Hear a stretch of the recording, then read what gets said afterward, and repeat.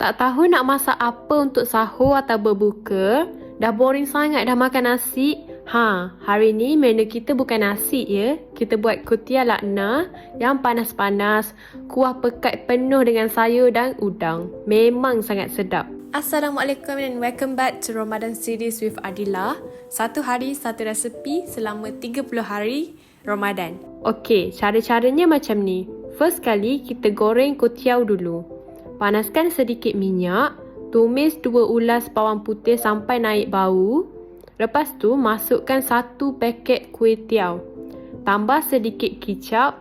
Lepas tu goreng sekejap bagi dia bergaul dengan bawang putih tadi. Bila dah nampak kuih tiaw masak, dah wangi, angkat dan ketepikan dulu. Sekarang kita buat kuah dia pula.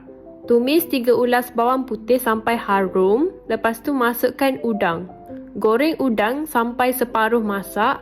Kemudian masukkan bawang Holland dan cili yang dah dipotong. Masak sampai bawang Holland tu betul-betul lembut dan naik bau. Lepas tu masukkan 1 sudu sos tiram, kacau bagi sebati. Tambah 2 sudu kecil garam.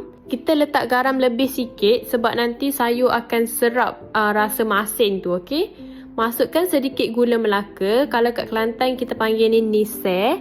Tambah juga 1 sudu gula biasa dan 1 kiuk pati ayam. Sekarang kita tuang 1 cawan air. Lepas tu kita masukkan sayur. Masukkan baby corn yang dah dipotong serong dan batang kailan dulu sebab dia agak keras. Tambah sedikit serbuk perasa, kacau semua bahan.